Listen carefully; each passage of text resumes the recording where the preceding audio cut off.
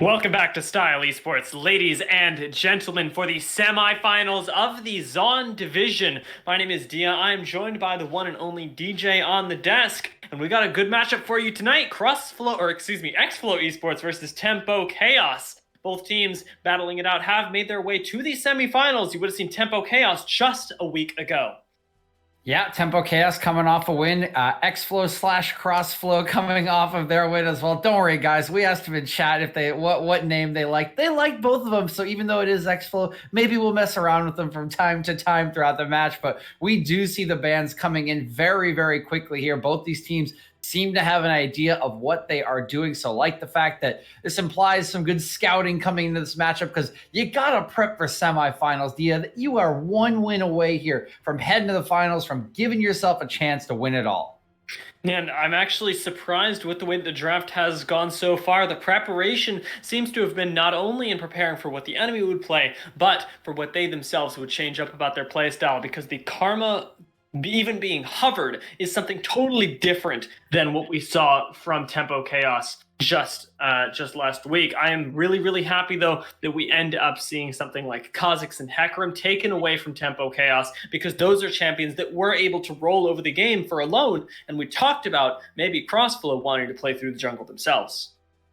Yeah, Alone really powerful on those champions. He loves to play them. And we were looking at it before the game, sort of at the match history. And jungle will be a point of contention here. Rainey is usually on engaged champions for his team. He's usually asked to be one of those two levers to start fights. And, if you have a weak engaged champion, you're usually just going to get blown up and lose the fight very quickly. So it will be important for xFlow to try to keep Rainey safe, try to keep Alone's champion pool down so he cannot just snowball that part of the map, and let them get into their groove. Now, xFlow, based on the way they've been drafting the last couple weeks, very standard team. They like to draft the engage in the support role, the engage in the jungle role, get themselves a carry, get themselves some tank in top lane as well. It seems to be pretty standard, and we know that Alone and Dennis Lippy here in the mid lane can really throw that one off with some of their champions selections. So it will be important for xFlow to get Rainey into a good spot, but they look more interested in getting their bottom lane into a good spot. The Kai'Sa Skarner's out for Tempo Chaos,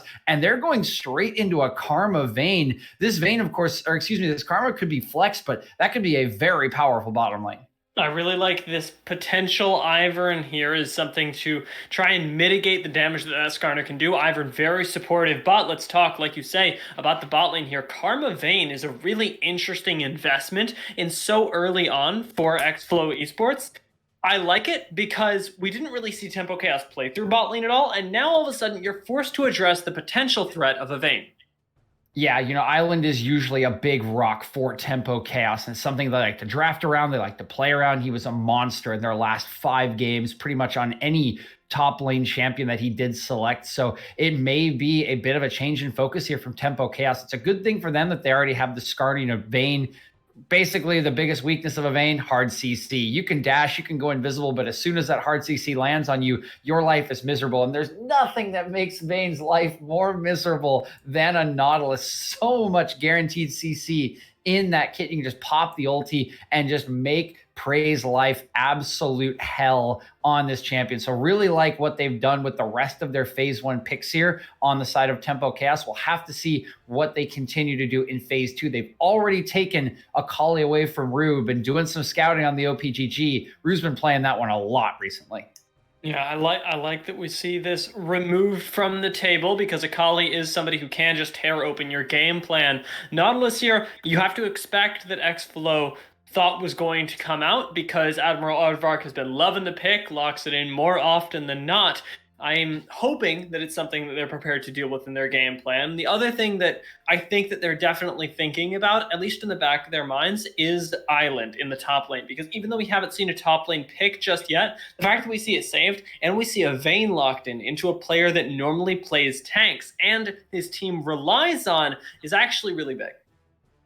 Yeah, I think that's sort of maybe what xFlow is looking for. You can see the Akali and the Gnar now taken away. Shen is a pretty comfort champion for Island. That one's been taken away. I would imagine this will be another top lane ban. Again, you want to pinch that pool as much as possible. Maybe force him onto something you think he won't be comfortable on. And yeah, there's the Cho'Gath.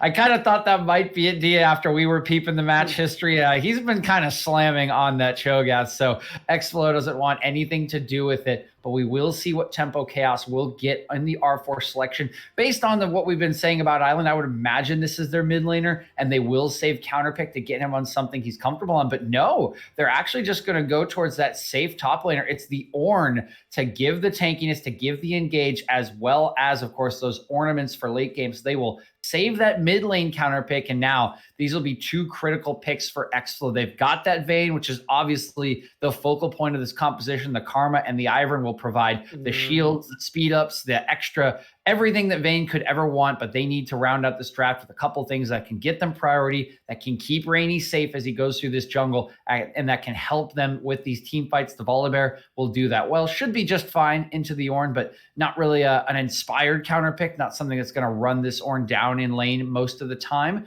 We'll have to see what their mid lane selection is. It's going to be the Sylas. This one's a little bit interesting if it's locked in. Typically, you want to see what you're playing against as the Sylas first. I guess you could try to flex it into top lane. It's a weird one with a Volibear because now Tempo Chaos can look at you and say, oh, I mean, you want LeBlanc ulti? That's true. They do already have several nice ultimates, though, so I think you're fairly comfortable with the Sylas. We'll see if the opportunity for a little bit more utility gets denied in that mid lane, but right now, when I see that Ornn lock-in, I think it really speaks to me with the way Tempo Chaos like to play, because we talked about how their top laner is a cornerstone, but he's a cornerstone of the team in a totally different way than we see most teams play. We see a lot of people, when you do have a strong top laner, go, okay, well, it's going to be, our whole game plan is about this top laner. Let's pick him something. Aatrox, Renekton, whatever lane dominant thing is available, Camille even, and that's how we're going to win the game. Tempo Chaos, Island is going to do fine in the lane on his own. He's going to neutralize, and then he's going to bring that utility to the team fights. Ornn is the perfect pick to do that on. And at the same time, Lemon is that big carry in the top lane, and the Volibear into the Ornn is a tale as old as time that he might be able to find the better end of. Yeah, I think he should be able to find the better end of the laning phase. You know, Volibear with press the attack should be able to get favorable trades. You heal up with the second W. We all know, of course, you know, Ornn's history. He can surprise you with all of that brittle damage. The Ornn, you know, the mage, tank, assassin, wizard, whatever you want to call him. Ornn can do it all, and of course can do it all in the hands of someone as capable as Island. So it could be an interesting matchup there. We'll have to see if Lemon can create a point of pressure for xFlow, because I kind of think they're going to need it looking at these compositions. I don't mind the Vayne at all. You know, I like Vayne as a champion. I'm an AD carry. Every AD carry loves to play Vayne. But when you pick Vayne in phase one, you're always running the risk that the enemy team can, you know, flex their draft around and get a composition that makes it very difficult. And to my eyes, this Vayne is pretty much all of the damage for this xFlow comp, unless the Sylas gets massively fed. And now you're playing it against a Nautilus, an Ornn, a Corki, and a Skarner, all of whom have some form of either good engage or range to keep her at bay. And this looks like a very difficult game for Prey to navigate, even with the supportive shielding and healing that will be coming from his Karma and his Ivern. Yeah, we talked about the top lane, of course, but I think that this focus that you've put on the bot lane is not just there in the draft for xFlow, but it is really there in the way that they can play the game as well, because he's sort of the other carry that we identified in our preparation for this matchup, DJ, was the fact that Prey can really pop off, can play these team fight AD carries really well. I really want to see his Xayah tonight. I'm going to settle for a Vayne here, because as much as I actually use the word settle, it's really a sort of preemptive sort of thing. If you can win a game on a Vayne as the carry here, it's all of a sudden Tempo Chaos, they have to change their whole draft to be around you. And yes, they have a lot of threats here, but Tempo Chaos don't have all that much dive for an AD carry that is the center point of xFlow. Yes, very, very true. Completely agree. And I think, as you mentioned, it does really set up that if you win this game, if the Vayne is a problem, if Prey, pops off, you're going to have to switch it all around here for Tempo Chaos. They have some interesting picks they can pull out, but if this draft goes wrong, if they can't get on Vayne, then you really need to spend some extra resources on Prey. As you mentioned, not a whole lot of specific dive. It's more so, the Orin going to start things off. You get the Nautilus ulti over the top, but really your best form of dive is a Skarner flash ulti, probably. Nautilus, his hook, the dredge line can just be blocked by so many things. So it will be interesting to see how Tempo Chaos team fights. It may be more of a keep Vayne at bay rather than jump onto Vayne unless they do find a good flank, or a good position for a team fight. We'll have to see how they do operate that. The later it does go, of course, doubt it here. Dennis Lippy will be getting stronger and stronger on this Corki. I think it fits pretty decently with their composition, and he's been running a bunch of AD champions in that mid lane. A bit of a mix here, but still gonna have that AD threat the later on this game goes, and I think he's set up with his team to be another carry threat for Tempo Chaos, but we'll have to see if they can use the tools that they do have to shut down Prey, who, again, I think cannot be emphasized enough, has to be the carry here for xFlow. Yeah, so we're going to take a little bit of a zoom out there, start thinking about Prey as a win condition, as it might not be what we'd expected going into the game, but certainly something that it seems like xFlow were planning on 100%. They've really doubled down on it here. We'll see if they can execute it on the other side. Tempo Chaos certainly have the tools to address it. Are they going to be able to make the best use of them? Well, there's only one way to find out, DJ. Let's get ourselves into the first game of the semifinals.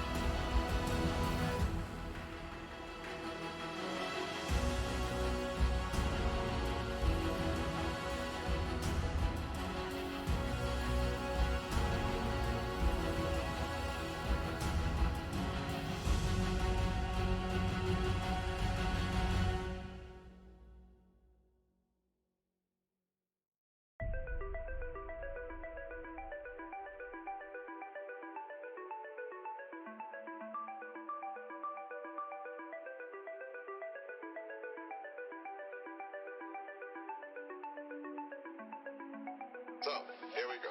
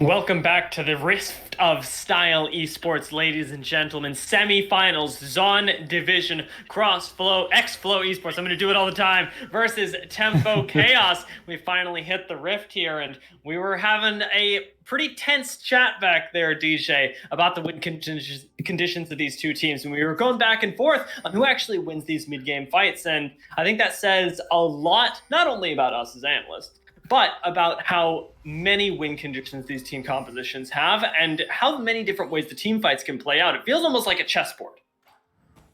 Yeah, completely agree with you. You know, for whatever you want to consider in these drafts, whatever opinion you want to have, they are very focused drafts from these teams. They know what they want. They clearly have scouted and prepped for these games. You know, this is a comp that's designed to give Prey some resources. They've got some semi-tanks like the Silas that could maybe absorb CC, that could create havoc to create space for Prey. Like, you can see the draft design coming in here from xFlow. The same can be said on the side of the enemy team here. You know, Tempo Chaos have a team that can deal with the Vayne. It can make her life very difficult in team fights. They can scale into late game through Doubted on the Corki. There are options for both teams, and it's going to be fascinating to see, you know, with such clear win conditions and such good drafts, how they approach the enemy's win condition, how they play out these mid to early game team fights to set themselves up for success. And with you have that same clarity as well. Rue clearly has a lot of clarity with how he wants to play this mid lane, is really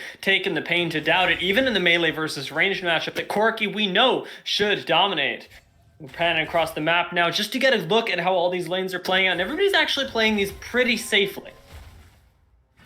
Yeah, fairly standard start here so far. You know, junglers both starting on their bottoms, or excuse me, a little bit of a flip there with the Skarner starting on his top side, but red buff starts for both of them. They're just going to full clear bottom lane, and you know, neither one of them, oh, hold on here, as we do have a level 2 come in for the side of Tempo Chaos. Not going to be full damage there, so will survive his hammy, but a lovely trade coming in from Boat is So Good and Admiral Agbart. Yeah, and it earns them an exhaust, and it's a crucial key tool that Tempo Chaos now are going to be able to potentially abuse that xFlow no longer have in the bot lane, where they need to be keeping this Vayne safe. And like we said as we were loading in, even getting her ahead right now, and the tools just aren't there at the moment. Lemon relegated in this top side, but we're getting a gank in the mid lane, it appears, as Ivern is hovering. Rainy seems ready to go. Doubt it doesn't smell anything amiss right now. It's actually mispositioned on the wave. That great root caller is going to put him in trouble, but Valkyrie gets him under the tower. Rue's taking a few turret shots, but will end up getting first blood here. Everybody else walking away on the map, but good play from xFlow. Yeah, really nice stuff from xFlow. Just super clever pathing from Rainy. Goes in, doesn't even do a full clear on the bot side. You can see his Krugs are still up. Just goes for his Wolves and a couple other camps on top before climbing through the jungle out of vision there, gets behind Doubted, and like you said, he didn't smell anything coming. He thought, I'm pretty safe here, I've got my Valkyrie, I shouldn't die. The root does connect, and the follow-up damage is enough, so lovely first blood, and now the TP already expended, and a big chunk comes back out. They might get another, oh, the Valkyrie just gonna take Doubted away. Oh, and Hook lands in this bot lane. Hammy might go down here. Now it's heal expended, and every time this Nautilus hook lands, it's chipping away at the resources that xFlow have in the bot lane. Yes, they did well in the mid lane, but it's not what we think they need to address. Yeah, just a bit of a tale of two lanes here. You know, the Doubt It kind of getting a lot of pressure on him. Still is up in CS due to the range versus melee matchup, and does still have his flash despite going down for first blood. But as you mentioned, 3 summoners already expended by xFlow in the bottom lane. That critical bottom lane where Vayne needs to stay safe and get strong. They are now at a significant disadvantage for any shenanigans that go on down in this bot lane. And Hammy even having to go heal up off of the Krugs with the empowered W from the Karma. So lovely pressure coming out from the bottom lane of Tempo Chaos. Perfectly executed on getting that cannon. Prey, I want to give him a small golf clap here on my end, as it's a very high pressure lane, but even so, not giving up anything that's not absolutely necessary. And that is the kind of stuff that you're going to need if you want to be able to have a Vayne carry in the bot lane, even without investing the resources that we see as being crucially necessary right now. The lane's still pretty even, and it's because Prey is still willing to go for these. And along with Hammy, who, like you say, heals up off those Krugs, gets ready to continue to lane. This isn't a reset into just accepting defeat.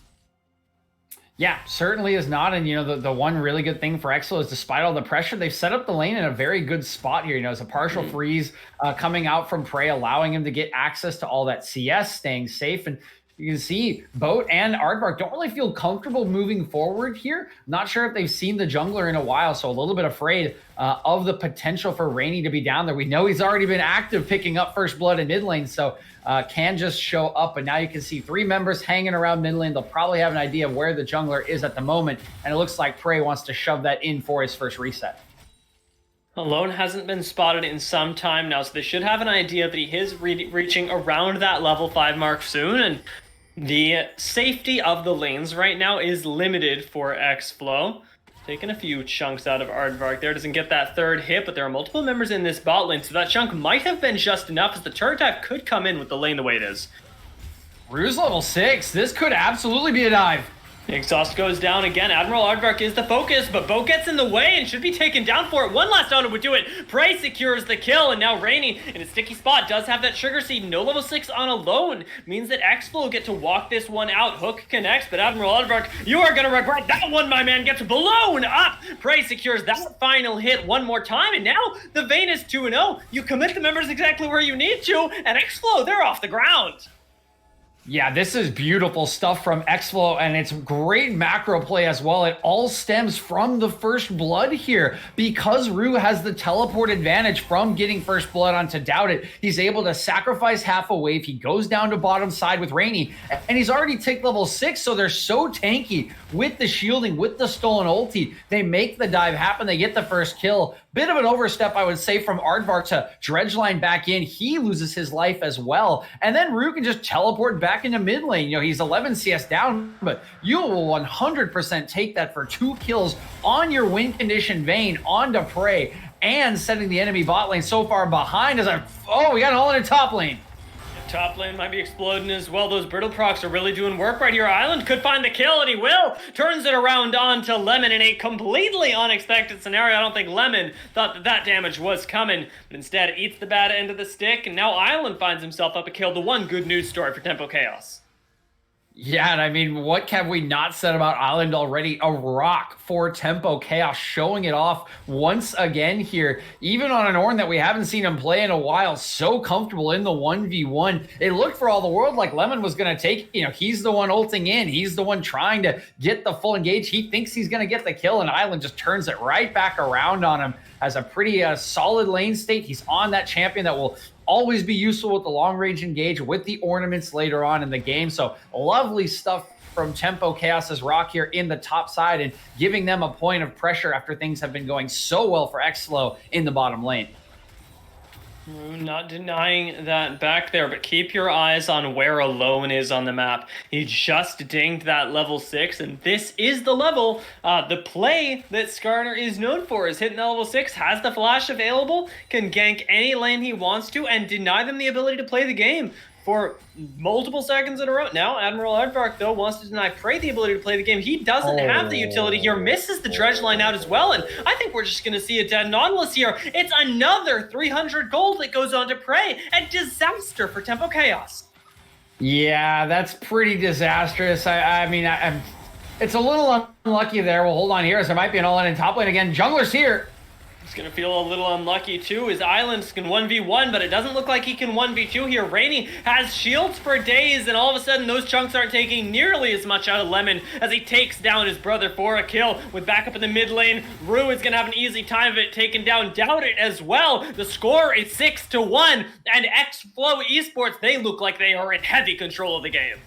Yeah, xFlow just dominating with every decision, and you can just map this decision tree. Less said about the mechanics on Admiral Aardvark's, engage in the bottom lane, the better. But nevertheless, he goes down, so you're down a support. Well, what happens? Hammy starts to roam up to mid lane. Meanwhile, your jungle top are taking down their top laner, so you've got a 2v1 advantage in two different lanes, all because you took down one of their members in bottom lane. It's a clear decision tree. It's a lovely macro decision making from xFlow, and they are just punishing Tempo Chaos around the map with those advantages. It's a big lead. 3K here at 10 minutes, Dia. And again, this Vayne Prey that we talked so much about in the pregame, 3-0, close, getting pretty close to a mythic item.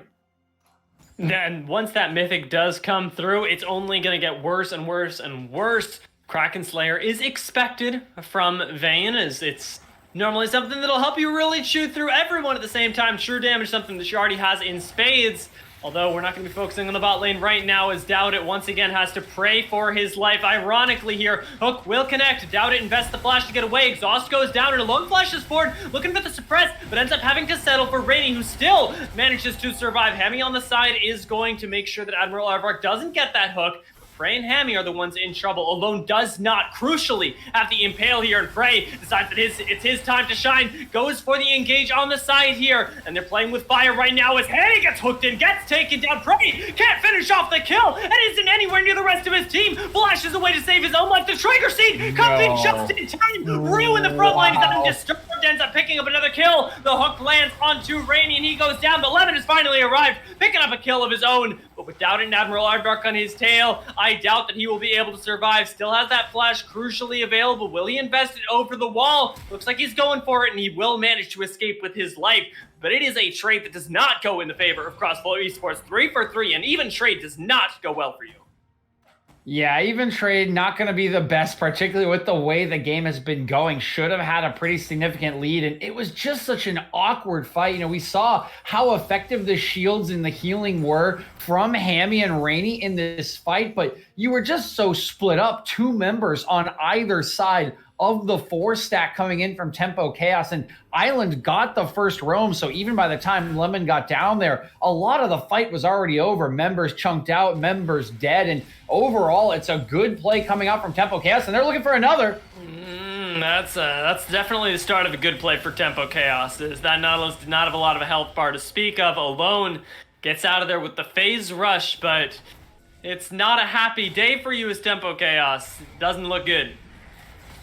Yeah, that's, again, a little unfortunate there. It's the second one from Admiral that's not quite going to connect and leave him in a world of hurt.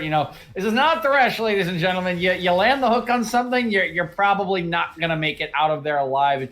I think they were sort of hoping to chain CC into Alone's Impale, which was just about to come off of cooldown. But again, a good counter from Rainy, who I believe was down there for the counter gank. And it is just turned around after Aardvark cannot land the hook onto Prey. So another kill going to go into the pockets of Prey. The second Drake going to fall down here to Tempo Chaos. And a little bit of normalcy restored for xFlow. And a little bit of normalcy will be restored for them after they sort of lost out on that even team fight, the 3 for 3 just a couple minutes ago.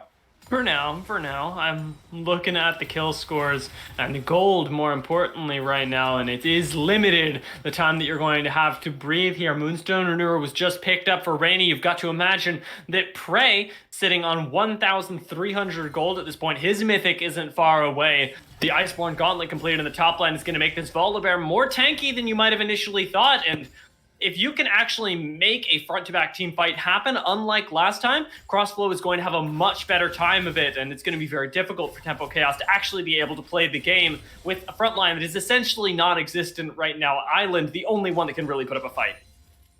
Yeah, 100% agree with you. I think that is, the key there, like you said, is front to back. That's not what we saw from the last team fight. Very split up was the side of xFlow. If they do get a front to back at this point, there's just almost no way they lose it with 2 mythics already in to no mythics on the side of Tempo Chaos, a 4-0-1 Vayne as well, who already has the tier 2 boots there with the Berserker Greaves, very close to the Kraken Slayer as well. So very, very hard to win an organized front-to-back team fight if you are xFlow, and that is what you should be looking for. So, early vision, early setup around any objectives that are coming up. That next significant one, of course, will be the Ocean Drake in 3.5 minutes, and that could be their sole point, as we do have the Ocean Rift coming out here.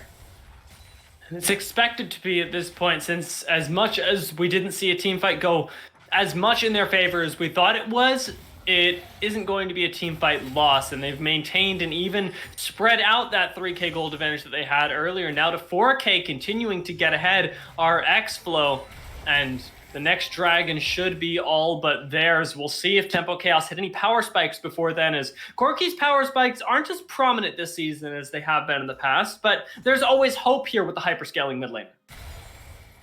Yeah, Corki always going to be a late game win condition for you, so you can't always go to that, sort of dirty word there. Just be like, it's okay, guys. We've got scaling. We can do it. The Rockets will do a ton of damage. You can see the Immortal Shield, though, has now been completed for out at the Chem Tank, also going to be completed for Alone. So 2 pretty critical items for them right before this third Drake will be spawning. But, while you can scale in the Corki, and he will be doing a ton of damage, it's not like xFlow is not going to scale. They've got plenty of members that can do a ton of damage. Rue is one of them, and now Rue might be in an engage. There's a ton of stuff happening across the map. Yeah, we got to cut down to the bot lane route because Prey gets shut down, and that's the one thing you cannot give over. Traded back in the mid lane for a kill for Rainy, but it is not a good look for xFlow as they lose the one member that the game is about. Yeah, Prey finally falls for the first time this game. We talked about it in the build-up. We all know the Tails all this time. Well, hold on here. Is Hammy going to try to stay alive? The hook will not land. The auto will. Great follow-up in from Boat. Double TP, though, to try to answer. Great package in from Doubt. It will split up the fight.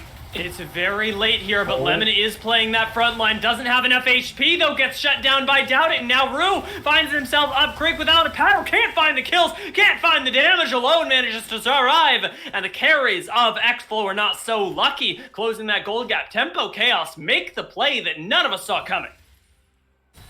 Yeah, beautiful stuff from Tempo Chaos and completely unexpected given the way the game has been going, but they put it all together. Split fight initially, we had the kill in mid lane for the kill in bot lane, but the kill in bot lane was just so much more valuable. You get the shutdown on the Prey, you use that Skarner Impale, Tail as old as time, flash in, hit the R button. There's no QSS on the Vayne just yet, so they do pick up that easy kill. And, a solo Karma under a turret, not going to live for very long. They take 4 members down there. They pick up Hammy, and the double TP that comes in just arrives a little bit too late. Doubt It sniffs it out, a little bit of pun intended there on the Corgi skin there, and has a great package to split that fight up. Just beautiful stuff. It stops the engage from Rue. It stops the cleanup, and they are able to pick up 2 more kills. So now just a 3 kill difference in the score. It still is a pretty hefty gold lead for the likes of xFlow, but nowhere near what it was just a minute ago. And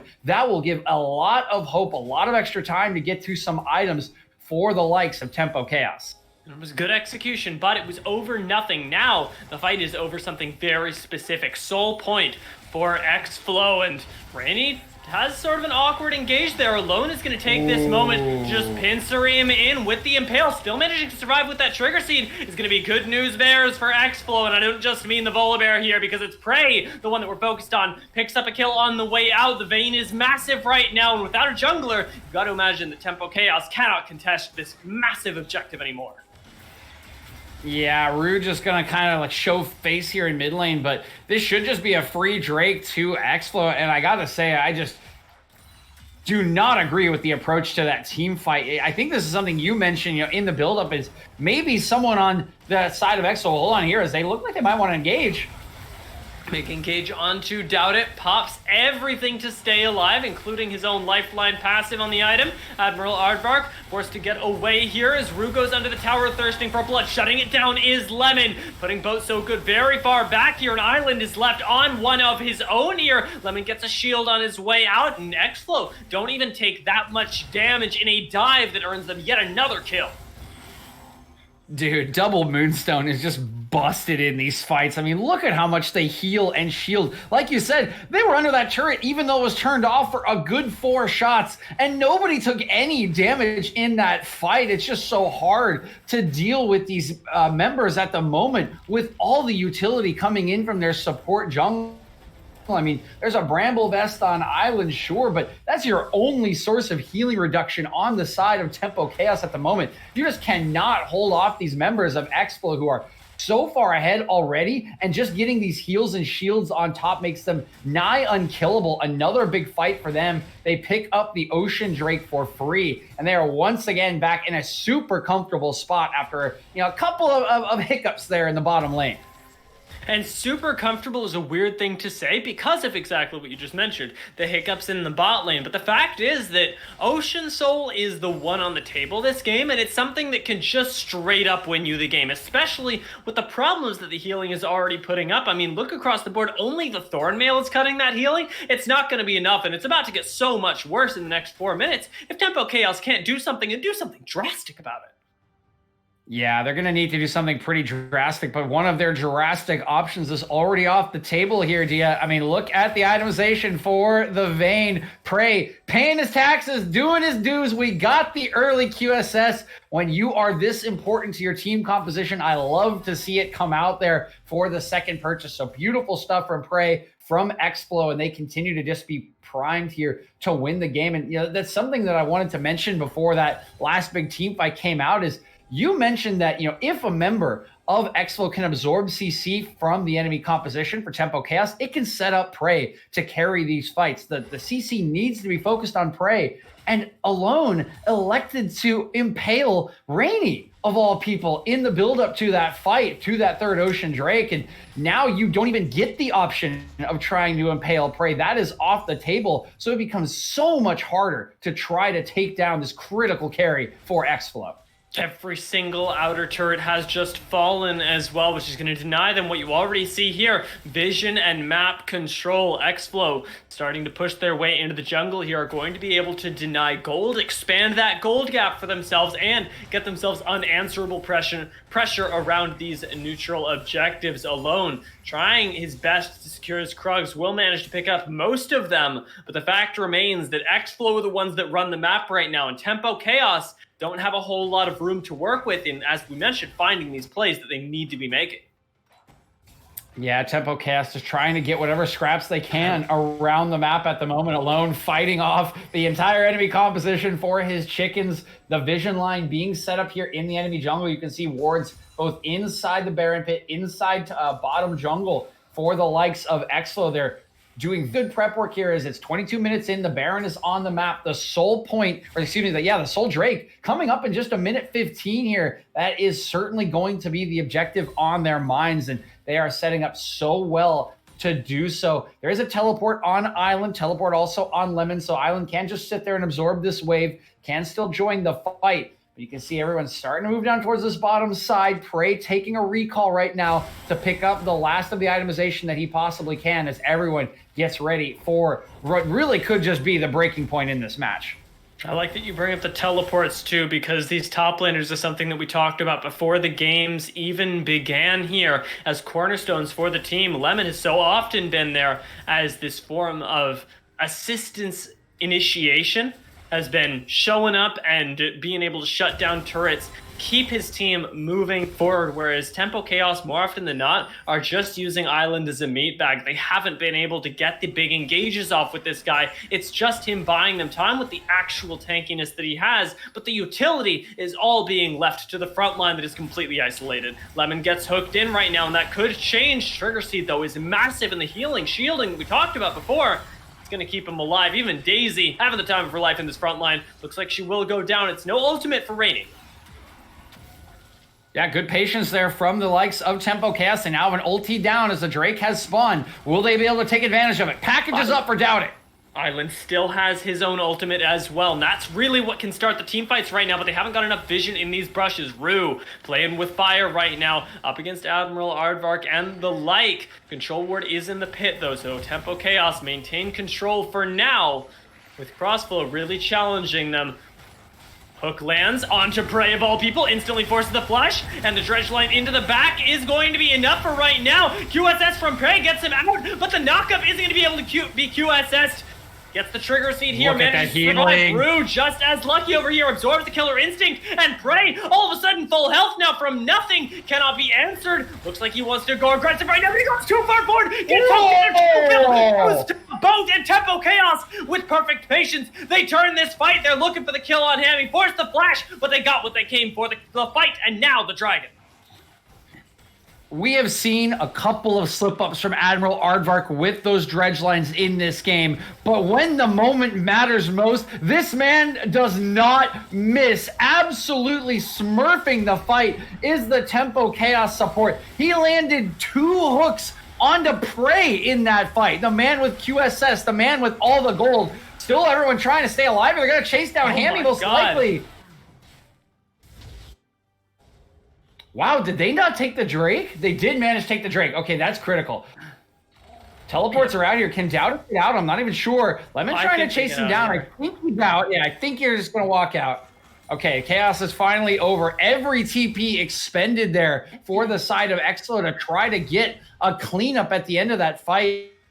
But again, got to go back to praise. Oh, okay, can't do it because they're going to start Baron. They're going to start Baron with the tempo they've created. Will they be able to pull this off? This is a bit flippy, but there is a slow reset coming out and Boat is down. Yeah, the fact that Boat died trying to go for Hammy there looks like it's going to secure this Baron. With no jungler even in the area, Rue playing point guard right now is going to be able to abscond himself over the wall and get a free Baron essentially for Crossflow. xFlow, God. Man, yeah.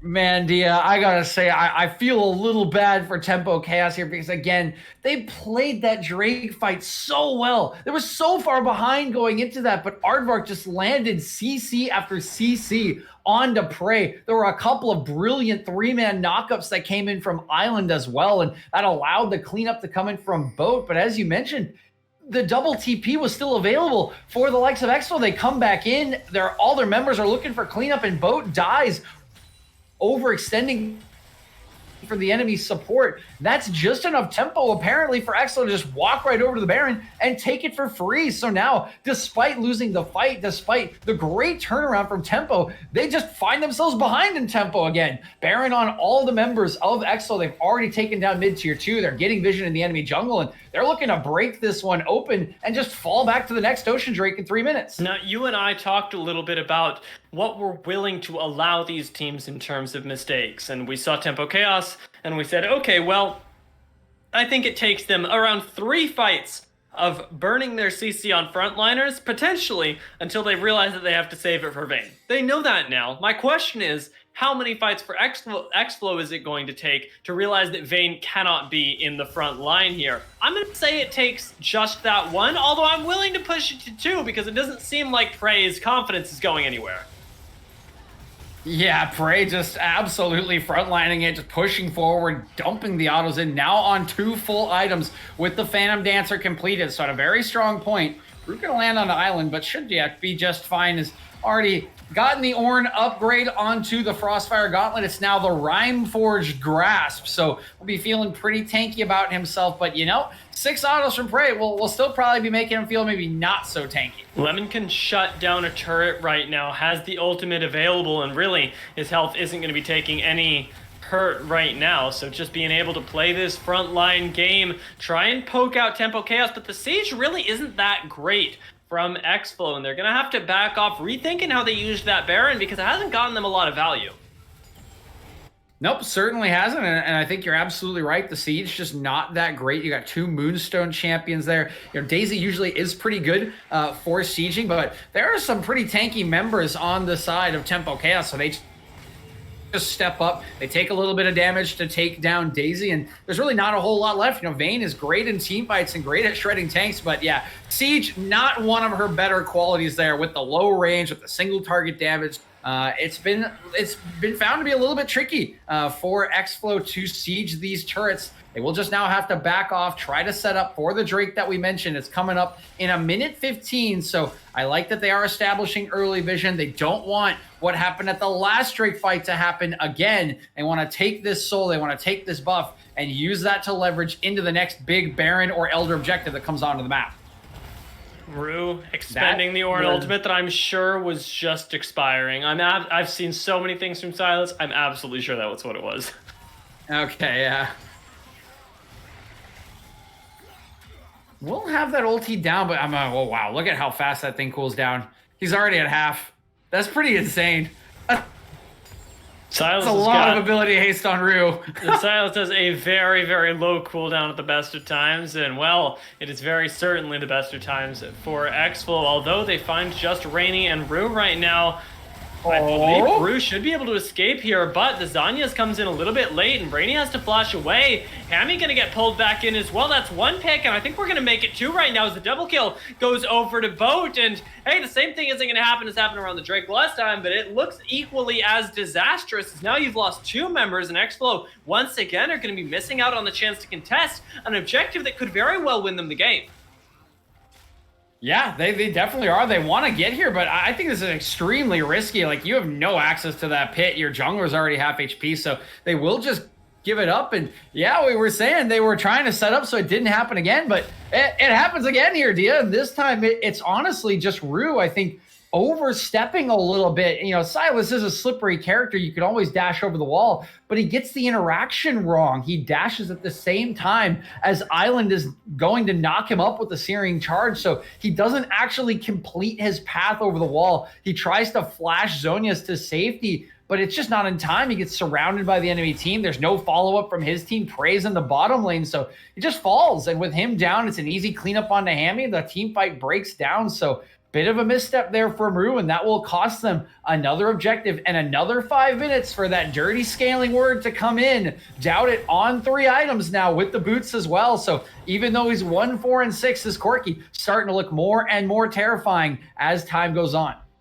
And it's not just the Corki either, because Island, the guy who we've been talking about as being just this basically just meat shield, is treated by Tempo Chaos so far, is getting more and more effective at literally just winning fights by taking damage.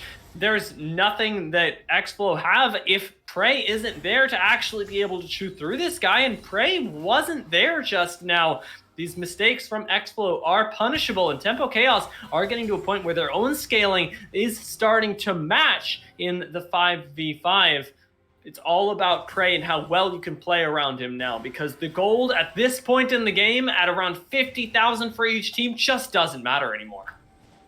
Yeah, it really is not really mattering anymore. Kai'Sa's on 3 items with the Serpent's Fang. What does matter, though, is this Baron already have HP. It's going to go down. No flash from Alone to try and secure that one. They're going to seed the Baron here, I suppose hoping that xFlow are not going to be able to take advantage of it like they could last time. Lemon not going to find an engage right here, and slowly pushing forward are xFlow, tanking up with Daisy and the Volibear, and Daisy should be left to die. Yeah, Daisy likely just going to fall here. Last Q comes in from Kai'Sa. That's ridiculous. One more shield, still alive. Well, we're just going to throw on Daisy Watch. There we go. Finally does go down. Wave going to push in. I do think Alone decided not to flash in because he is 3 levels down on Rainy, so trying to steal that one away still would have been very tricky. Oh, Rue went in. Hold on, Rue's going to land. All right, Admiral Aardvark, though, has just used a big part of his CC, is going to get out with just a chunk on his back. But what was a very scary situation for xFlow seems to get them out okay. Remember, though, they're still not a composition that is built for sieging, and they're insisting on grouping up as 5 in this mid lane. Yeah, I think it is a bit tricky, though, to try to split push. I mean, who does it, really? Rue is probably your only option with the TP up that the enemy team would respect, but you want Prey in a group. We saw what happened last time when Prey wasn't there. You could have the Vayne split push, of course, a very strong split pushing character, but if Prey's not there, your entire rest of your team could just get engaged on. And by the time that Prey shows up, the fight might be over like it was last time. Oh boy. Now the fight has started though, and with Lemon in the front line being burned through. It's a battle of the frontliners. This island is going to go down at around the same time, maybe a little bit later as Prey does get knocked up, but it's a relatively even trade here. The thing that xFlow are missing right now is that engage tool in Lemon. They don't have a front line anymore, but they do have this hyper-powered tank carry in the front line. Prey, when I say tank, I don't mean it as a person with a lot of HP, more of just the absolute brute force of these auto attacks. Admiral Aardvark will fall. Daisy, once again, the sacrificial frontliner that buys more space for xFlow, and they finally make the Baron push work. They get away with an inhibitor, and it's the least they could have asked for. Okay, Hammy, Root's alone. Here comes a package. Oh no, Prey's there. Doubt it just kind of ran it down right there. He's going to be forced to flash. Prey flashing as well. Finds the kill with that final auto. And actually, that could be the end of the game here because you don't have a crucial source of your carry potential. Reset coming in from Rue, who also has that teleport. The Baroned up minions are here, and soon enough, we're going to be getting these supers. Prey has got more than enough damage to deal with everyone and has the QSS available. Teleport is in here, and we're going for the end of the game. Lemon once again hooked under this tower, but nobody's focused on the front line here. Island goes in, though, and is getting focused down. Exhaust gets onto Ray, but the front line is just indomitable. The heals, the shields, they keep Lemon alive, even to the point where he outlasts an Ornn. A double kill gets picked up by Prey, and they walk this one down into the Nexus and take the first game. xFlow Esports look untouchable. Yeah, very convincing end from xFlow after what was a bit of an up and down game from them. At the end of the day, though, we talked about it in draft. It was a big draft around Prey as the carry, and carry Prey did 11-2-2 on this Vayne, an absolute terror throughout. The fights that xFlow won were the ones where Prey went untouched, went unbothered in the back line. The ones they lost, Prey's not there or Prey is CC'd. We saw a couple of those good moments from Aardvark, from Island, getting the CC down onto Prey, helping win those fights for Tempo Chaos and keeping them in the game, but it just wasn't enough. They made too many mistakes in the early game. Rainy was super effective with early pathing. It got Prey very far ahead, and it just wasn't enough for Tempo Chaos to really get themselves back to an even state. They were always chasing behind, and when you're chasing from behind, one little mistake can just crush your entire hopes of pulling out. And this time around, at the very end of the game, it was Doubted just packaging into two members. Don't think he saw Prey there. That one took down their carry and allowed the end to come through from xFlow. But this is going to be interesting, Dia, because we mentioned it before the game. You know, xFlow has not necessarily prioritized Prey as a full carry before. This is something that, you know, Prey does play a lot of these carry champions, but it's not been the sole focus of a composition like this before. And now this may be alarm bells for Tempo Chaos, because they may have to adjust their draft after this was very successful from xFlow. Yeah, it's very, very spooky here. And Tempo Chaos, make no mistakes, did do a really good job of playing that late game. And xFlow showed us a few holes that they have in their macro. The thing is, their early game just seems so planned out, whereas Tempo Chaos are floundering a little bit. If they can force some adaptations, if Tempo Chaos can get themselves a better scaling draft, I think they've got a pretty good shot here. So I'm not counting them out just yet, but there's only one way to find out which way the next game will go, and that is to get ourselves into the draft, which we will have up for you guys very, very soon, as we'll be getting into our second game of the semifinals here at Style Esports.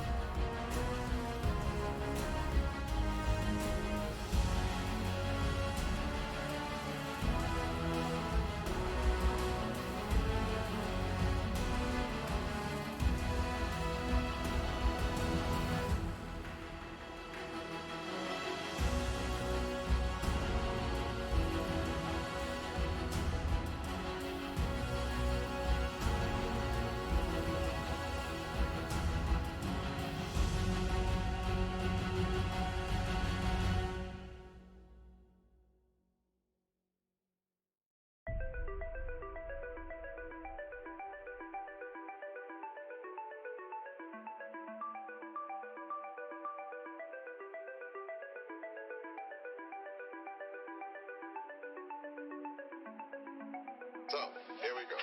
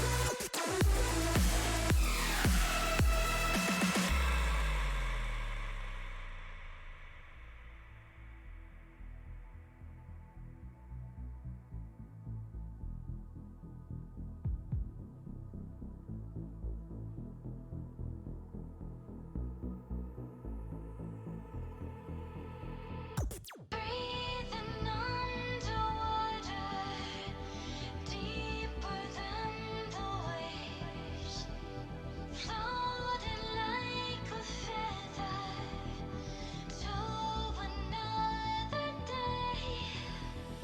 Breathing underwater, deeper than the waves, floating like a feather to another day.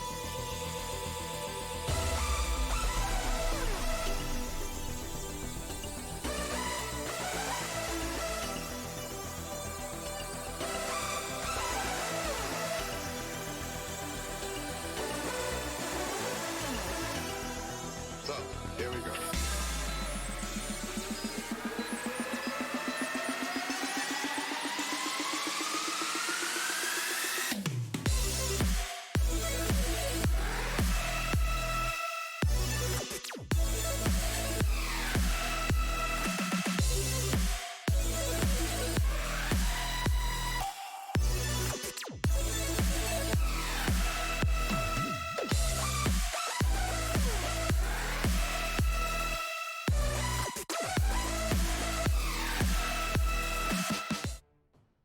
Welcome back, ladies and gentlemen, to the desk, to the draft, where we're going to find out what Tempo Chaos and xFlow Esports have up their sleeves this game. Because last game, we were talking about it, DJ, was pretty good, actually. This was something where we didn't see a whole lot of slip-ups on either side. Both teams played really actively to their win conditions, and it was a very close game, despite the fact that, of course, Vayne did become a monster. This time, maybe Vayne gets taken away. Who knows? Yeah, who knows? We'll have to see. You know, I know that Prey has a lot of hyper carries in the champion pool, so might be a little hard to ban up, but we'll have to see what the adjustment is from Tempo Chaos. And as you mentioned, despite how good xFlow's early game was, Tempo Chaos found ways to get themselves back in. You know, Aardvark played a couple of team fights extremely well. Island was always a threat on the Ornn. The ornaments were coming through, we're creating issues stats wise, and it was just a couple of mistakes at the end of the game that allowed xFlow to really close it out, but they were in control for a good portion of that game one, and Tempo Chaos are looking to take control back. They are going to get that B1 horsey boy in. It is the Hecarim going to be prioritized for alone, and this is an incredibly strong champion. It needs tempo, it needs resources, but when it is strong, it can just absolutely take over a game. It was taken away last time. The other thing, of course, that xFlow did ban was that Morgana that they haven't chosen to go for this time, but they are choosing to repeat is that Karma priority. First lock-in here is going to answer the Hecarim, and the Moonstone, the double Moonstone, looked incredible last game. They need that tank frontline, though, and it looks like they're thinking about Shen as an option. Yeah, looking for Shen. Lemon played pretty well on the Volibear in game number one. This will be a little bit of a double whammy for them. He'll get a champion that he likes and also take away a bit of a comfort pick from Island. So I like that from xFlow. They already have a lot of shielding. They have a global in there from Shen, and it is a pretty, solid first couple of picks because you haven't really given anything away. You have your top laner. This Karma can go still mid or bottom lane. So there are some options that they have in their draft. We'll have to see what Tempo Chaos does answer with. And we do see a shift in priority if this is locked in. Yeah, they want to give Island a strong matchup at top lane this time around, and they're going to get him on his comfort Mordekaiser. They want to really, really make it an island here, and that is something that I certainly like. I am spooked by the potential of Island to be on such a split pusher that we haven't really seen him on. This is something that is a totally different look from him, and it's a totally different win condition emerging for Tempo Chaos that they're locking themselves in a hyper-scaling AD carry as well. What is happening? Yeah, hyper-scaling AD carry, but that, this still screams a little bit of support to me. Sivir can hyperscale. She's always going to do damage, but the utility on the ultimate just helps out everyone else on the team, and of course, helps out Hecarim quite a bit. So you can speed up your jungler there. You can speed up the Mordekaiser to get into range. I like this pick a lot to enable those 2 early picks from Tempo Chaos. Again, they're trying to get some priority into the hands of Island here, and I like the Sivir because, like you said, even if the utility goes away, if we get to a 40-minute game, you still have a Sivir, and that's going to go very, very well. So I really like the first 3 picks here from Tempo Chaos. I think they have adjusted to game number 1 very, very well. But xFlow will get their hands on Rue's Akali. That was banned away in game number 1. This time around, Rue will be able to pilot the Ninja in the mid lane. We'll have to see if that comfort is something that xFlow can take to a game 2 victory. Yeah, the Akali, a terrifying prospect here, and has the Shen inner pocket as well. I know that it's not as popular as the Twitch or Evelyn submarine compositions, but certainly something that has a little bit of subnautical experience of its own, despite the fact that we aren't actually getting the Nautilus in this particular game. Actually, I'm surprised as to where that's gone, because Admiral Aardvark isn't going to have the chance to play it anymore now that it gets banned away. It's going to have to show us something a little bit new. And let's take a look at what that might be with Vayne taken away as well. It seems like xFlow are going to have to be piling in on either this mid lane or this top lane. Yeah, well, we'll see what they are going to select here. Still missing an AD carry as well. So we'll have to see what they do prioritize. Not sure if they want to wait for counter pick. They already do see the Sivir, so I would imagine this is their AD carry here. There are a couple of options you could go for. Jinx, I know, is something that Prey likes to play. You talked about Prey. Xayah is an option. We'll have to see what they do. No, they're actually going to wait around here and pick up Volibear once again. Now, this is very interesting because this sort of makes me think that it could... Oh, you know what it could be? This could be Volibear jungle, actually. Volibear's E was uncapped in the last patch against jungle monsters, so this could be a return of Volibear jungle. But nevertheless, it's just a ton of flexibility from xFlow because Volley could go top, Shen could go support, Karma could go... Karma couldn't go mid. You still have an Akali. Never mind. Yeah, it's true. It's true. Unfortunately, we're not going to be getting the Akali support as exciting as it might be. I see a world for it, but maybe not this one. Volibear, an interesting flex pick, as you've illustrated here. A potentially good matchup into that Mordekaiser, but I think there are better ones. And with Lulu locked in here, I expect that matchup is confirmed. And now xFlow can feel free to pick whatever they want here. They can lock in their jungler, or they can try and pick a matchup to abuse this Mordekaiser and pick themselves a totally different win condition. But I've totally forgotten they need an AD carry. I don't know why I'm casting. Yeah, they do. They did need an AD carry. The Xayah will be locked in. I'm still going to be interested to see what they do. I think they should be Volibear jungle, Shen top, Karma support. If you did want to get a little wild, you could do something like Shen support, Karma top, Volibear jungle still. But we'll have to see. I think that first one is what it will be. Shen and the Mordekaiser should be very, very favored to the Mordekaiser. So I think Island is set up for a very good matchup. You have the Lulu to help Sivir out in the laning phase against the Xayah. And I like the Galio as well. We haven't seen a lot of priority on Galio in mid lane recently, but he'll have the extra magic shield to deal with the Kali's burst. He can hop on top of Hecarim when it dives into the backline. He can hop on top of Mordekaiser when it comes out of the Death Realm. He can get sped up to get a taunt down from Sivir. So I think there is a lot of synergy from this tempo chaos composition. I really like what they put together. And the xFlow comp to me looks like a lot more comfort. They went for a very focused draft game number one. There is still going to be a big carry focus onto Prey's head, maybe not as purely obvious as a Vayne in phase one last game, but the Xayah, still a very big late game carry, still will be a huge damage output for them. But it's just a lot of champions they love to play. Hammy loves this Karma. Prey loves the Xayah. You got Lemon back on the Shen now, I believe. And the Volibear jungle is the one that I will really be interested in if that is what this is. I think it is. Oh, no. Wow. They just locked in the Karma top. Okay, so if Karma's going top, then Shen is going support, and everything else is right with the world. But Karma top into Mordekaiser is not only a little bit ballsy, but potentially the worst of all things that Mordekaiser wants to go into. It's something where if Karma is top, played right, she can outlast anything. She might not solo kill you, but she ain't gonna die.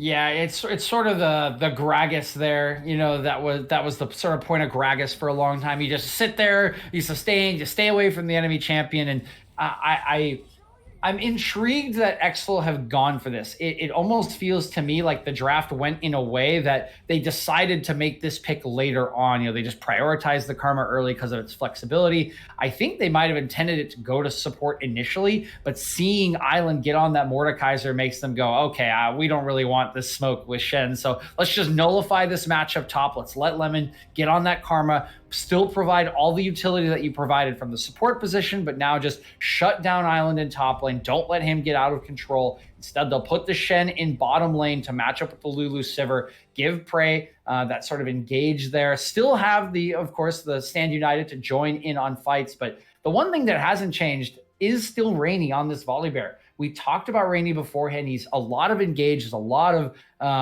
utility. We saw him on the Ivern last game in this jungle. Volibear has engaged, but it is a little... Okay, no, they just swapped back. Oh, they're baiting us. Come on. You can't be doing that to... That's so mean. That's so mean. But your point still stands. Keep going. It was so good about Rainy.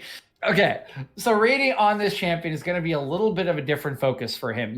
Lemon, we saw him play the Volibear last game, but Volibear's not a traditional tank. He's going to build some damage. He's going to have a bit of a different role than Rainy typically has in this jungle. And I'm very intrigued to see him picking up priority on an extremely new pick. Again, just last patch, a couple of days ago, just last week, the Volibear's E was uncapped against jungle monsters. So clearly Rainy has put in practice somewhere on this champion to feel comfortable enough to bust this out in a semifinal.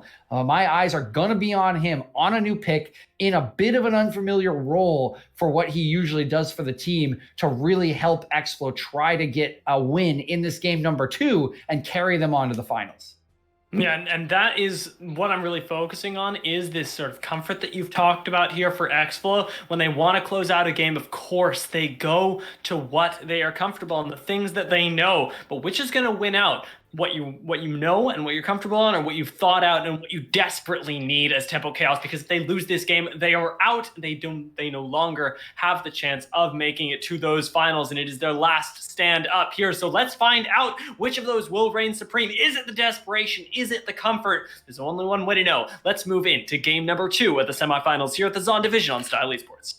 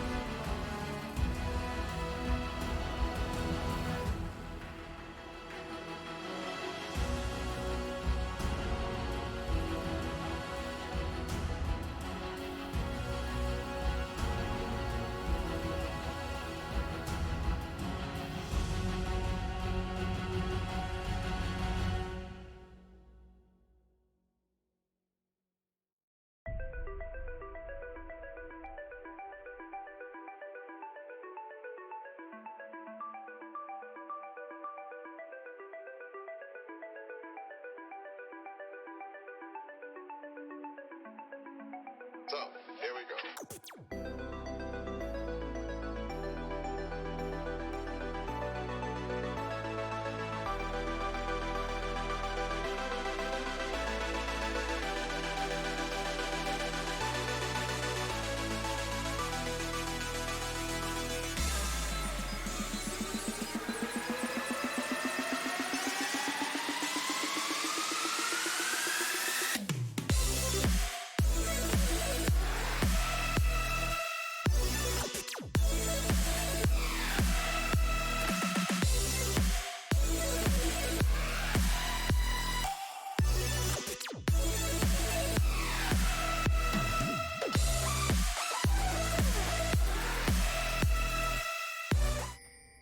Welcome back onto the Rift for Game 2 of the semifinals. xFlow Esports are leading 1-0 against Tempo Chaos, and, well, having picked themselves comfort champions, they are looking to close out the game, but Tempo Chaos aren't going down without a fight. We were talking in the break. We love the composition here from Tempo Chaos. It's got some really clear-cut win conditions, and ones that we certainly think they can execute on. It's going to be up to execution here for xFlow to shut that down.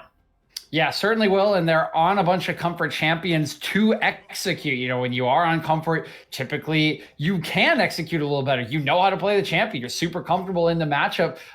So we'll just have to see if the execution is there or if what I think is the better team comp for Tempo Chaos will win out here. But, you know, I'm also holding a bit of a grudge against xFlow from, you know that little witcheroo in Pro Draft. So, yeah, just watch your back out there, xFlow. Watch your back. Yeah, you guys be careful. You can't just do my man DJ like that. I mean, I think that it could be for the best, I'll say. Karma going to have a little bit of trouble in the early levels against Mordekaiser. Not so much so into Lulu, a matchup that Karma's actually very comfortable on. But what I am a little bit worried about is this Sivir here, because both these bot laners are squishy, and this ain't no lethal tempo, I'm going to DPS you down in the late game Sivir. This is that early aggression. Dark Harvest, I'm going to blow you up, Sivir. Yeah, we got the lethality Sivir coming out, and that is not the best first Q out of both there I've ever seen, hitting one minion, not even killing it, but, you know, will be fine. Has taken the tier, of course, is what you do take when you are in this lethality matchup, because it's all about throwing the maximum number of Qs and hitting your opponent the maximum number of times. So that really does suggest that this is a composition built mostly around Alone to do the damage, to be the team fighting carry. You know, Boat will do a lot of damage, but it will be in bursts, more like sort of a mid laner, like an assassin, you know, with those items, and we'll just be offering a lot of support with the speed ups from the ulti later on in the game. So I think that's what you should be looking for. And if you are Prey and Hammy, you got to be using the Karma Shield appropriately to nullify some of this damage. What you don't want to be doing is allowing Boat to just hit you over and over again, knock you down, pick up Dark Harvest stacks, and continue to get strong, because later on in the game now, Prey will certainly be the stronger, you know, carry over time, but you're going to have to get there without letting Boat be super, super effective with the build that he's chosen to go. Rue very comfortable into this Galio matchup. Is abusing Doubt It here. Gets that Aftershock popped, but doesn't take any damage at all for it. Starting with that Doran's Blade as well as top lane. Even the Doran's Shield is doing well for Lemon. Gets pulled back into the trade though, and that's where Island is comfortable. The extension could be really dangerous here. And nicely done from both of them to back off as the waters are getting dangerous up in this top side. And You can see Alone just now finishing his clip with the flash from Lemon, wants to finish off this kill, gets responded to with the flash from Island. Hecarim is on his way. Not spotted just yet, but now Lemon knows that he's in trouble. No Has flash. used his own flash already here, so it should just be the rundown. The red buff is ticking, and first blood goes to Alone. Island. That was awkward. That was Island. I mean, okay, let's just pretend that didn't happen. First blood still is gonna go over to Alone. And honestly, it is a pretty big misstep from Island, because that is just a free reset for him with the help of his jungler. Now he does have to expend the TP to get back into lane and match Lemon, but I do like the initial play from Island. It was going low. Lemon sees the opportunity, tries to flash in, finish him off, cannot do so. Island gets to flash away, and that allows Alone to come up and get first blood. And we already said it, Alone is going to be the damage carry for the likes of Tempo Chaos in this game. Both should be fine here. No! Wow! Yeah, surprising how much damage those feathers can do when they're pulled back, eh? And unfortunately, Boat is the one that learns that the hard way, not using the spell shield for the root, not having a good time in this bot lane, and it's not the way that you expect a lane with a lethality sliver to go at all. No, certainly isn't. Lethality Sliver just wants to sit off you, just doesn't really want to be involved in any sort of fights. You also have a Lulu next to you. Like, the fact that that went down is certainly a misstep from the bottom lane, and now Admiral's in trouble. He has no mana. Yeah, looks like it's going to be a second one there. No escape available here, and Prey should get the pull back. Flash forced out of Admiral Aardvark is another tool that Tempo Chaos now no longer have, and it's the abuse of the bot lane, the same thing that we saw in game one, but this time it's so much worse. All right.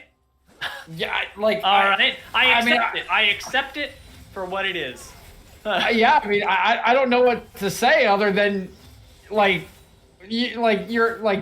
deserve that. Like what? You stick around a turret, you stand inside of Doubted's extended queue for a long period of time. You have TP, you can just go back to lane. I don't even know if you were out of potions and corrupting pots. You just get flash queued on the next cooldown. Or flash auto. It wasn't even a queue.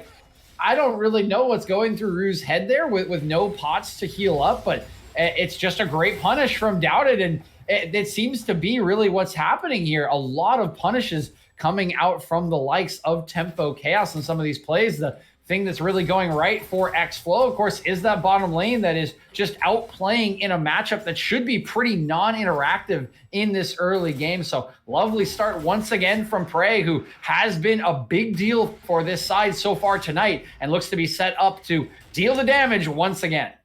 Really, really smart capitalization there, and I want to note that the Dragon, of course, did go down during that time, Alone securing that off not only pressure in mid lane, but the ability that Sivir does have to push in that bot lane, an unanswered Dragon, and a Mountain no less, for a team that we talked about as basically being a bunch of beefcakes who will walk at you. Tempo Chaos are going to be very, very grateful for the ability to outlast even further in the teamfight. Island, especially as he goes toe-to-toe with Lemon up here. Oliver just now finding out the Dragon was taken, but so good this time. Ends up popping that spell shield, avoiding some of the damage off the root there. So difficult to play against this Karma. And Alone is invading on the top side. So Tempo Chaos certainly feeling themselves. Yeah, Tempo Chaos is going to feel fine right now. Rainy's not level 6, so I'm not exactly sure what the angle is here. You can't turn off the turret.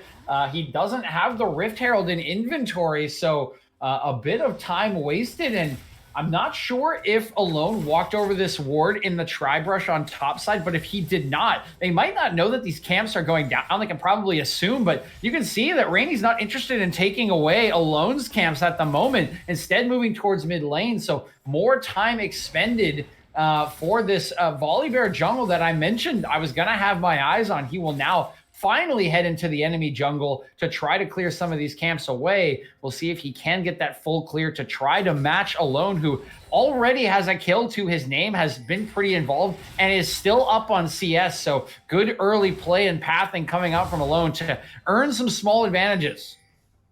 And then the advantages might be small for now, although they could explode. Boat looks like he's going to explode, ends up flashing to avoid that particular fate, but it's worth remembering that as these plays do stack up, Tempo Chaos always have the option to respond with a Galio that has crested that level 6 mark in the mid lane. We haven't seen the ultimate used just yet, but it is one that can be devastating. And I want to point us towards something else about the Galio. That's a Bandle Glass Mirror. I think this is Imperial Mandate. Yeah, I think it looks like it will be Imperial Mandate. So again, we're really putting our eggs in the alone basket here, Dia, because there's not going to be a whole lot of other damage. You know, Island will be able to do some consistent DPS, but he's a melee champion on the Mordekaiser, so really needs to be in your face inside the whole enemy team, which it can be a little bit difficult to do. You're usually just hitting 1 or 2 members maximum, unless you really set up a good position for yourself. So it really will be very heavily on Alone's shoulders to carry some of these fights to try to get on to Prey. But Prey's sitting on a champion that's pretty good at dealing with dive. You know, you just pop that ulti, you have flash, you're usually going to be pretty safe, and then you can pull back the feathers for extra damage. And Prey's looking very, very fine. Oh, boy. Wow. Oh, boy.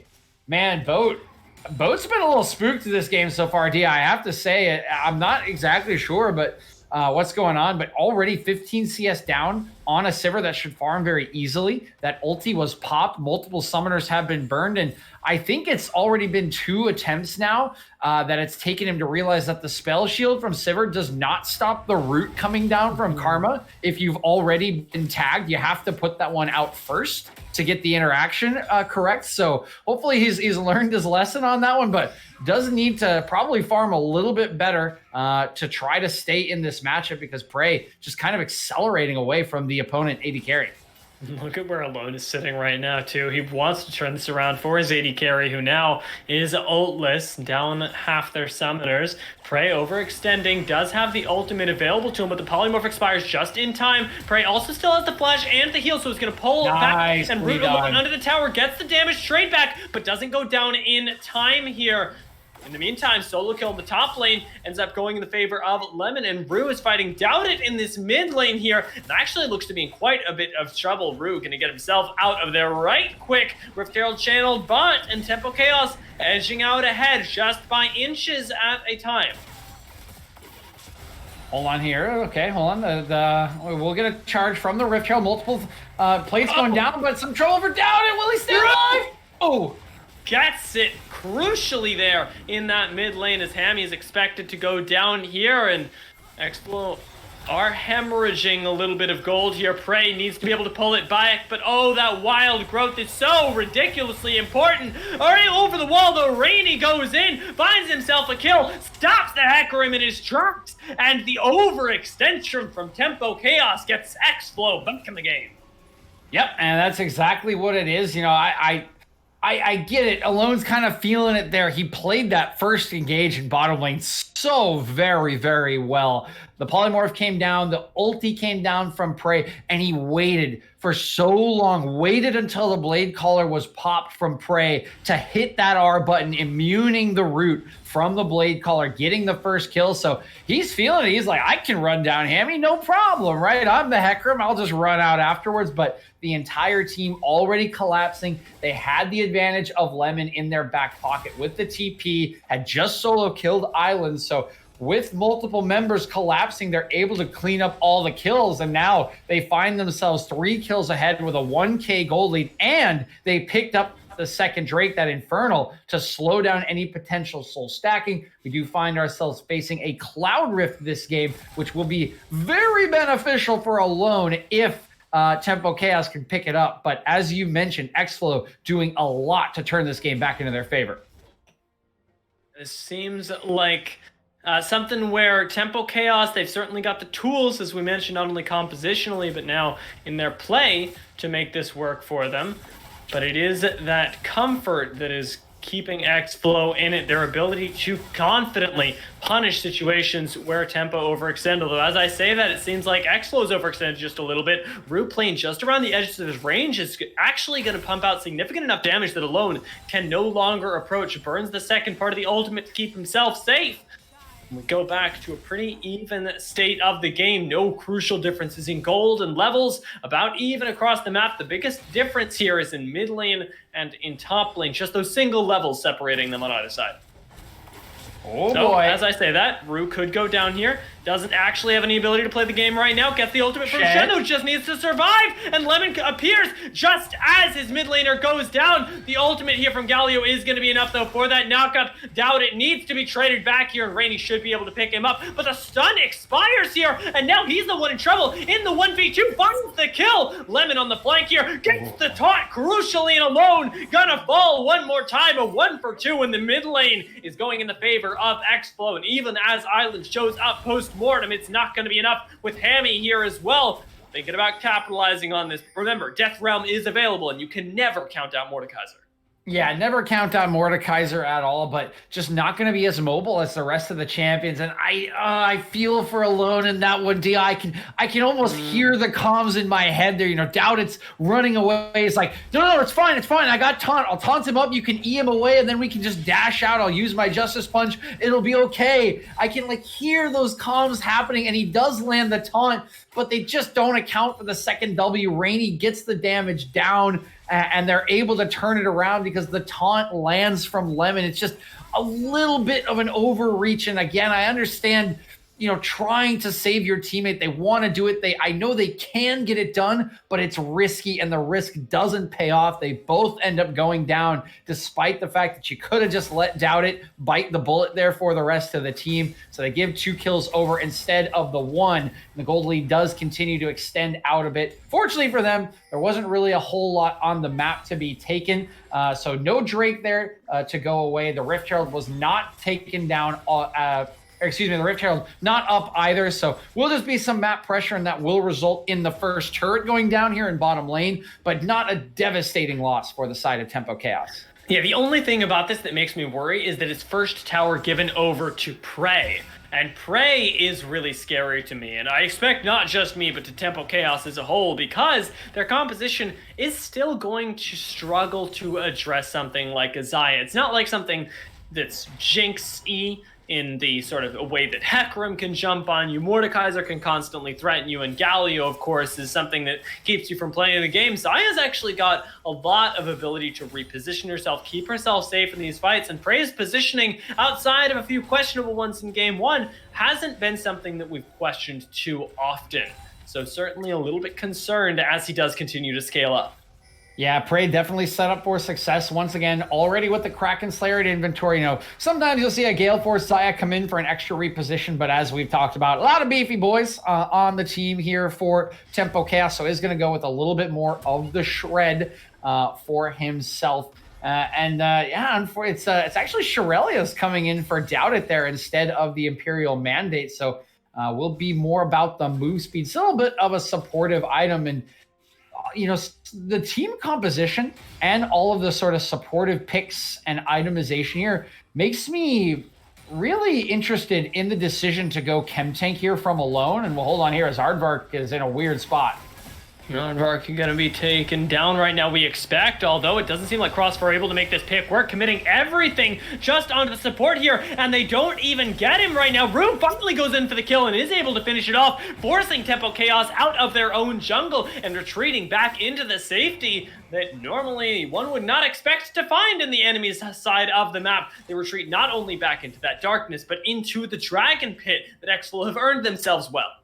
Yep, and I think that's the reason that everything does get expended here. You were saying it, they're expending a lot for a support here, and they are even likely to trade this top turret for the Drake and the kill, but they were likely after the Drake as well. So they just decide to expend everything, see if they can get the kill, get a little bit extra. They pick up the Drake on the backside. They will lose that top turret for it, but should be able to just have Lemon rotate back to pick that one up, and we'll be pretty happy with how that play did go as the Rift Herald is dropped onto this mid lane turret. Likely won't take it down, but will get it within a hair's breadth of falling. In the meantime, they're going to lose bot tower, I believe. Their minions are stacked up, and as I say that, it does end up going down there. So actually losing themselves 2 turrets for a kill and a dragon. It's up to xFlow to make the most of this, and it seems like they really want to crack this mid lane, but they can't quite do it. They don't have the minions, and as you had predicted, It's just not going to happen today. They're going to have to try one more time later, and it's when xFlow certainly are looking to execute is later on into the game. Their power spikes aren't quite here yet. Yeah, they're not quite here. Hold on. Wow. Okay. I like the early flash there from Prey. Just want to make sure you stay safe. The ulti on cooldown at the moment, so didn't have that one available to himself. One thing I wanted to mention before that fight broke out around the Drake is, we set up a lot about Alone being the carry for this team composition due to the lethality Sivir, the Shurelya's on Galio.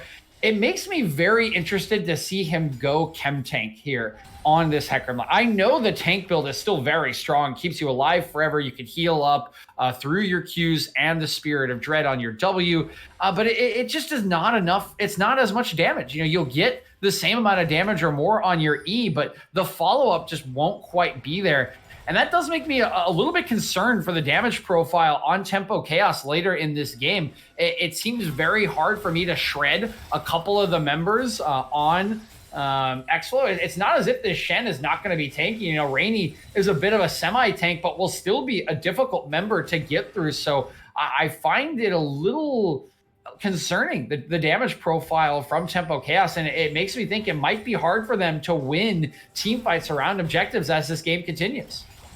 Aardvark, don't get caught again, my man. The poke is immense from xFlow, and just whittling you down right now is crucial, especially as we crest this 20-minute mark, and we do have more important objectives than just the dragon available. Baron spawning in just 30 seconds right now, and trying to get a little bit of vision control as for Tempo Chaos is Alone. Steps a little bit too far forward, but speaking of stepping a little bit too far forward, seems like Rue, no stranger to that prospect, brings Lemon in with him though, and that's just going to start a straight-up team fight with Rainy ready in the back line. They're going to aggress onto Mordekaiser. Prey's ultimate expires just in time there, being able to pump out the damage. Rue surviving in the death realm with Ireland, as Rainy is the one pumping the damage forward, pumping the team fight forward, securing the kill, and shutting down the jungler for Tempo Chaos. Island is left on one all of his own in this dragon area, and xFlow are going to claim that kill for themselves as well, expanding, like we say, that gold lead, and now potentially securing themselves the big objective of the game. Yeah, I mean, they've got some time here. 20 seconds on Alone, 25 on Island. No TP for the top laner either. And there's really no damage on the team composition here for Tempo Chaos anymore. So they are just going to run onto this Baron that just spawned. They've got enough damage through the Xayah here with that Kraken Slayer, and this will likely just go down. And really, Dia, I think sort of my concern coming true there in that fight, Island got a great TP in. He had a beautiful flank angle, and I'm not sure if he misclicked, but I think he ends up clicking on Rue instead of Prey. Maybe he is afraid of Prey, to be fair, considering the itemization on that Xayah, but they just didn't have the damage to burn away the enemy front line. Like, Rainy survived forever. Lemon survived forever after jumping in on top of Rue to start off the fight, and nobody died. Nobody died on xFlow's composition. And I was talking about it that I don't think they have the damage to kill anyone. And I think that sort of bore true in that fight. They couldn't burn the front line. They couldn't get to the back line. And when Island comes out of his death realm, he's looking around like, oh, where's everybody? I'm completely screwed on an island, and you're just going in your own death realm.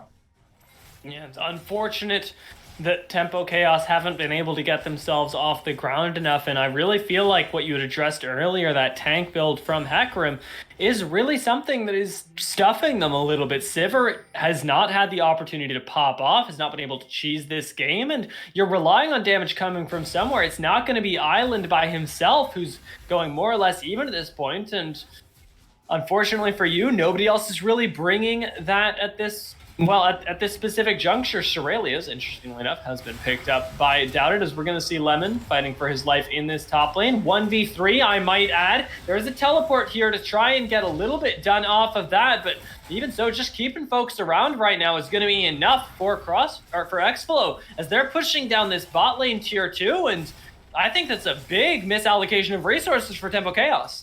Yeah, I mean, I completely agree with you. I think the trade just not going to be equal. They're not going to get hardly any damage onto the top lane tier 2 turret, so it's just a big trade. Yeah, No resets here just yet, and Hecarim's doubling back right now. It's just going to be Mordekaiser in the 1v2 here. Rue needs to get out alive right now, but the time that he has bought is enough. Another tower is going to go down here, and now you've got Prey and Hammy 1v2 pressuring this inhibitor. You're losing the game right now as Tempo Chaos, and there's nothing being done about it. Rue ends up getting a kill, has a Shen on his back now, and again, your base is still falling. You're going to lose 2 members in this top side, and holy moly, xFlow, they are just winning the game off of clean, macro, balanced decision making, and they are looking to punish Tempo Chaos with the end right now. Island caught out under the tower, can't do anything. Rainy is going to get shut down for absolutely no reason, but Prey in the meantime is not going to have that same problem, walking it forward with the backup of Hammy and Lemon right now, forces 2 out of their own base, pulls back the kills, and now should be able to end the game. xFlow Esports, they make it look clean. 2 seconds left on Hecarim right now. Can they finish him off as well? Lemon needs to land this taunt, but Pretty gets shut down and they don't have the damage anymore. They may have gotten so close, but they're going to have to hold out on winning the game for another day. Hammy and Lemon get out of base right now. Hammy, you're going to go down, my man. Another shutdown goes over to Alone, but right now it's just blood in the water.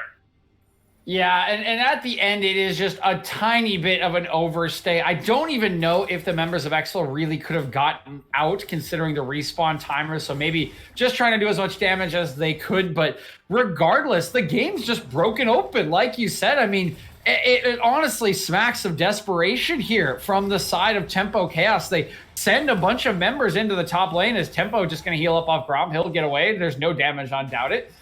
They send a bunch of members in top lane, they get a kill, but just in the extended fight, they just continue to stop the backs. They take the Drake, they stop backs, they keep people in lanes, and this very strong bottom lane, the Xayah on an item and a half before this purchase, now on 2, just continue to push down in bottom lane. They kill anyone that respawns in their path and push into the enemy base with the TP. There's already an inhibitor and a Nexus turret down for what? For 1 kill in top side. That is just completely not worth it. And honestly, that is the kind of play we would have wanted to see 12 minutes ago from Tempo Chaos. Send the Galio into top lane on top of Island's ultimate, on top of an engage from Alone. Do something in a side lane. But that never came to fruition in this game from Tempo Chaos. That play is happening way too late in all kinds of wrong context, and they're just made to punish for it, and now Doubt It might just fall here.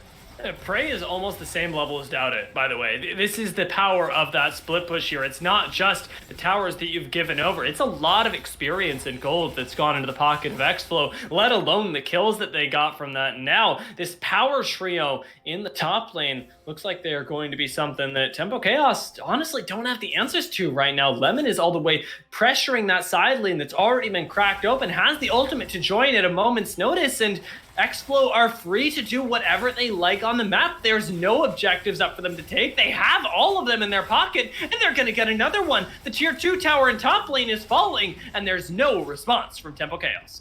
Yeah, I mean, Doubt It's not there. You can't follow up, and Prey is so strong. I mean, 2 items and the QSS, so you can't even get a taunt down on it. You can't ulti him anymore if you are Island, so the options are just few and far between for Tempo Chaos. And again, they don't have the damage. It's a chem tank and a dead man's plate on this Hecarim. Where are you going to find the damage to kill Prey? Through a Karma Shield, through the heal. Like, it's just not going to happen. The options are so limited from Tempo Chaos, and they're just watching their resources, their base, this game fall apart around them.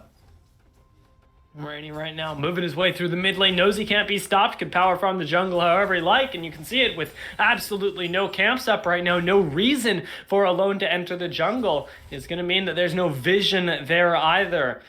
xFlow starting up this Baron right now are completely unspotted, and we can assume uncontested here. Tempo Chaos do not have a whole lot of options at this point in the game. Relegated right now to farming the wolves as Alone wants to poke his head in to try and secure this Baron, assuming that it's even going down. Teleport should confirm it here. Rue with playing defense right now, but Baron falls to 2,000 HP, and we can only assume it's going over to xFlow.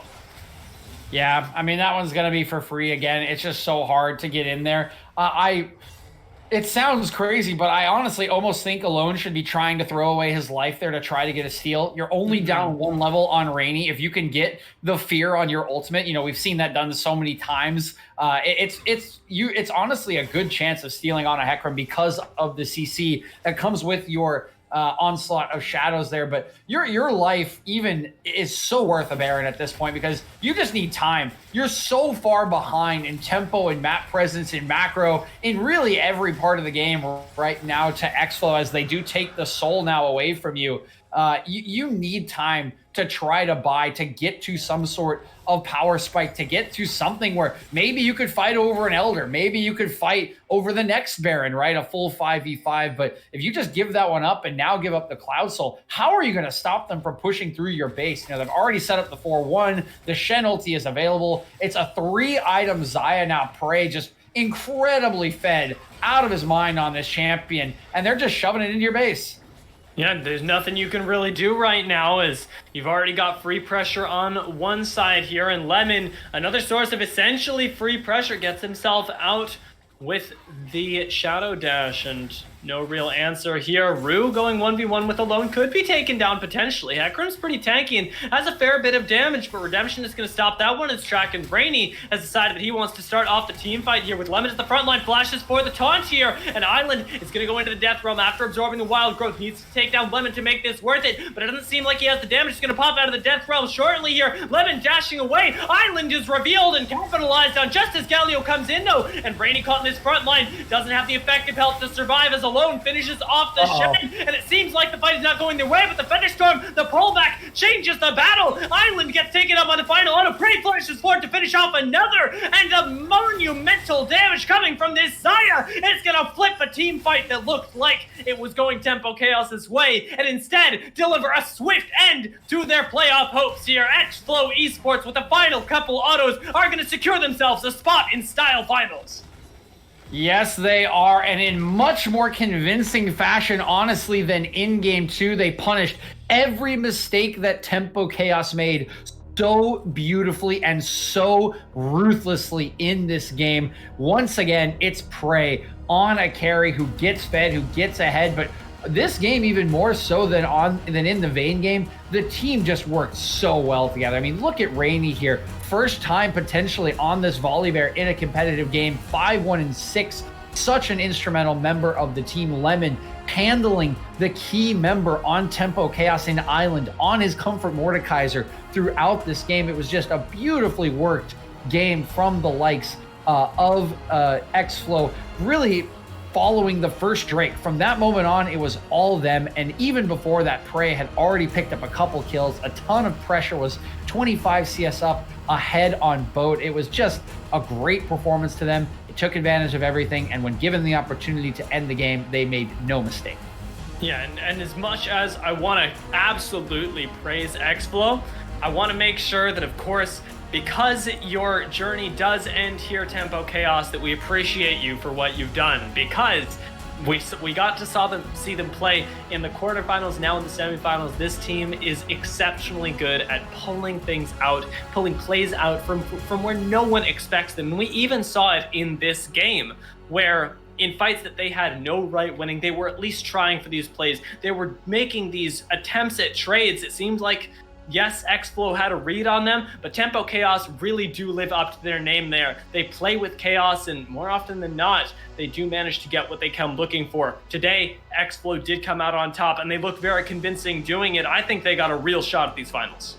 Yeah, I certainly agree with you, and the momentum built off the series will certainly help them in their finals. Tempo Chaos had a ton of talent. They had good reads. This draft in particular in game number 2 looked really good to me as well. So I think getting a victory over a team like this will really boost you up, and doing it in 2-0 fashion will be even better. So if I was the other member of the finals matchup, I would be on the lookout for xFlow.